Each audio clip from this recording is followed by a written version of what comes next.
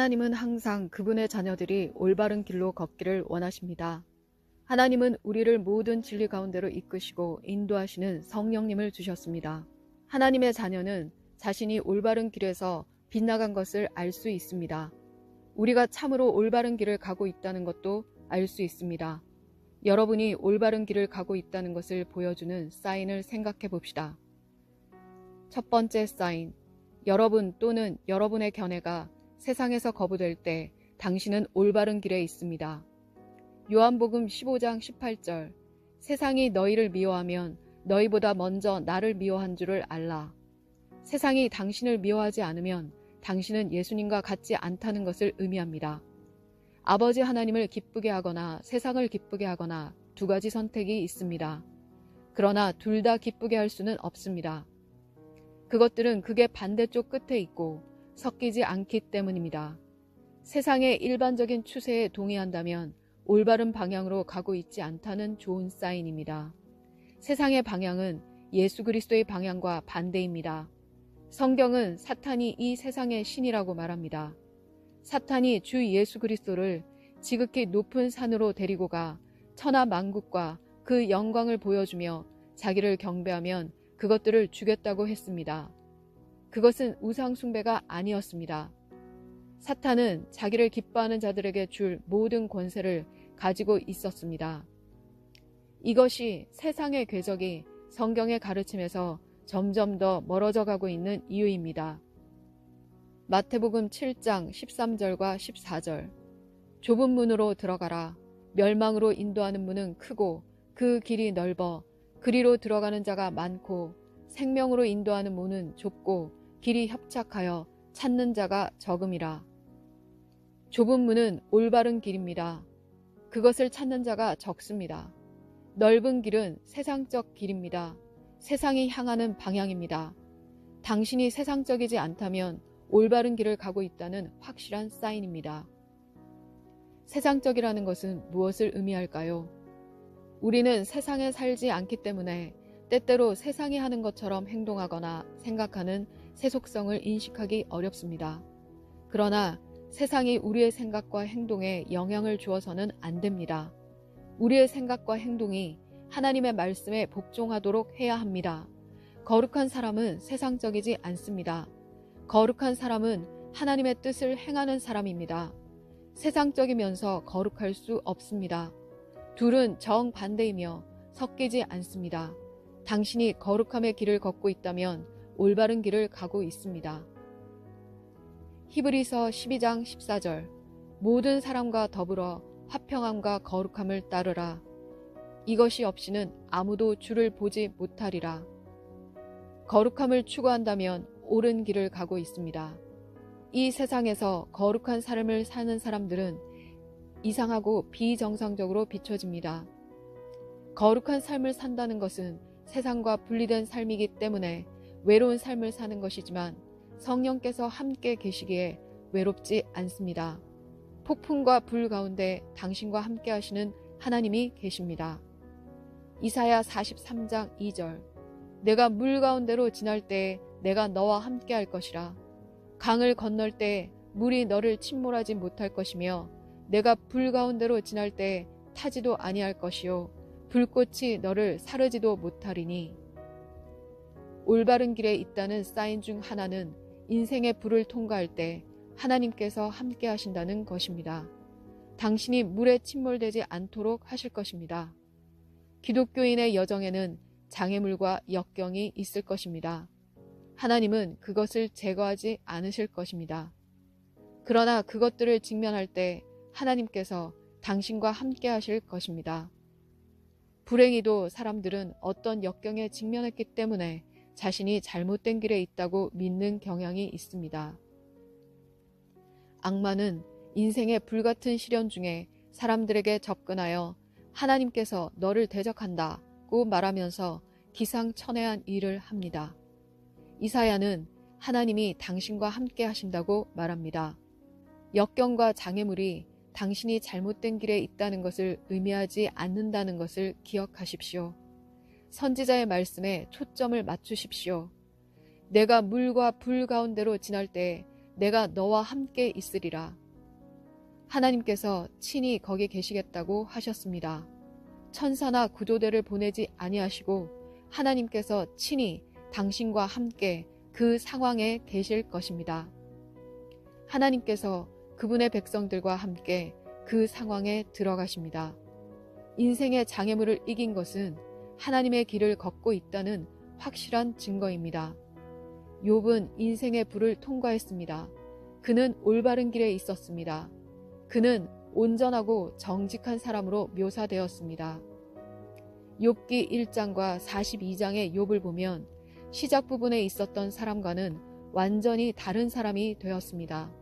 욥은 소수의 사람들만 알게 되는 방식으로 하나님을 알았고 이해했습니다. 오직 고난을 통해서만 배울 수 있는 하나님에 대한 몇 가지 진리가 있습니다. 빌립보서 3장 10절. 내가 그리스도와 그 부활의 권능과 그 고난의 참여함을 알고자 하여 그의 죽으심을 본받아.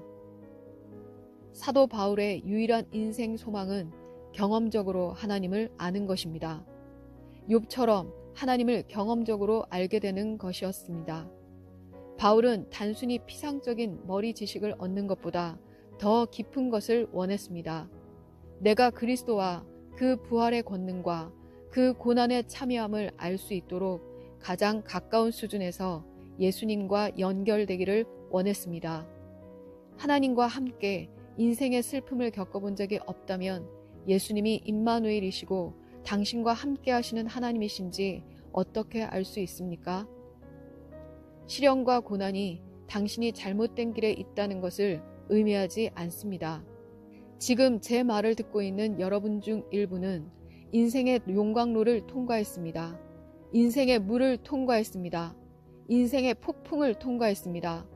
그러나 하나님께서 이 폭풍 속에서 당신과 함께 계셨다는 것을 마음속으로 알고 있습니다.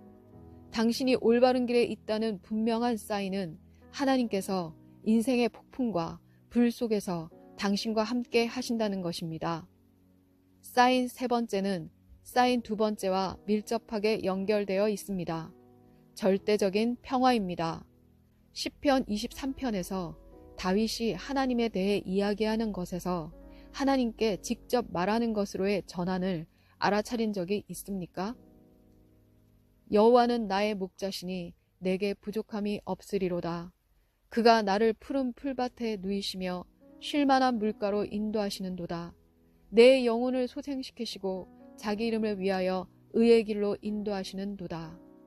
그 다음 4절에서 전환이 일어납니다.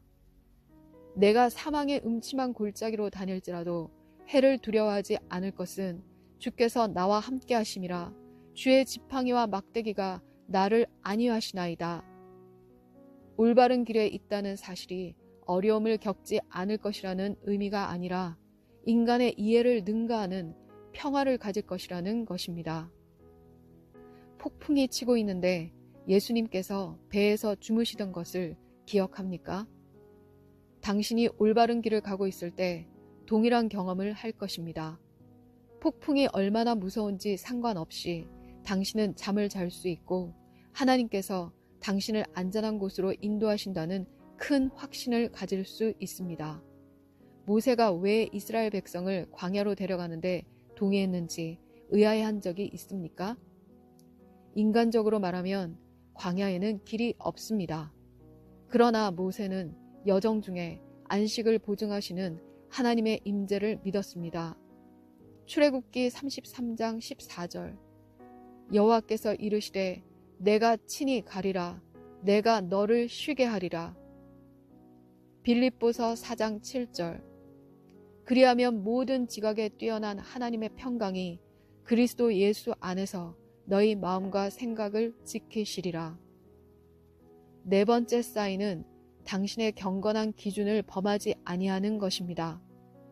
사도행전 4장 18절에서 20절.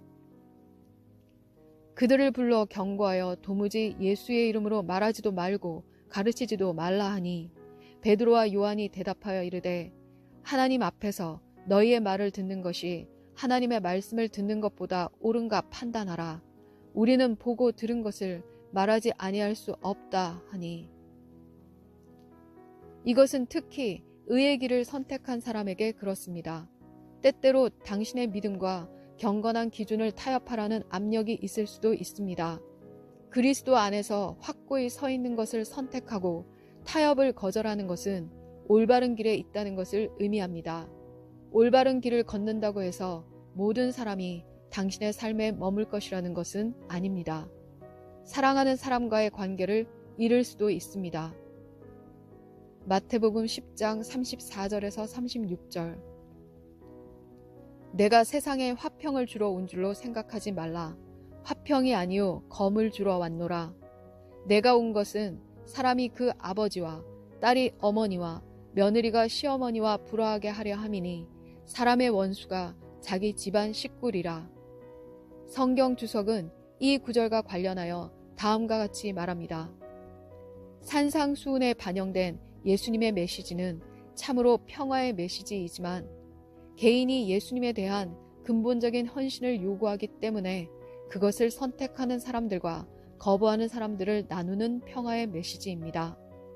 예수님은 제자가 예수님을 사랑하고 따라야 한다고 강하게 말씀하셨습니다. 예수님에 대한 우리의 헌신은 자신의 가족보다 우선해야 합니다. 요셉은 의로움을 행했기 때문에 음행을 피했습니다.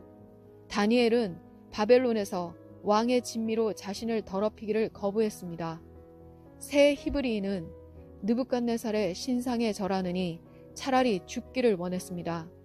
이 사람들은 하나님에 대한 믿음을 지켰다는 이유로 박해를 받았지만 옳은 길을 걸을 것을 확신했습니다. 다행스럽게도 그들은 모두 영광스러운 결말을 가졌습니다. 당신도 그들처럼 될 수 있습니다. 그것이 순수한 성경적 믿음입니다. 참된 성경적 믿음은 독단적이라는 말을 들을 수도 있습니다. 참된 믿음은 타협하지 않습니다. 참된 믿음은 협상의 여지가 없습니다. 참된 믿음은 하나님이 참되시고 사람이 거짓이라고 외칩니다.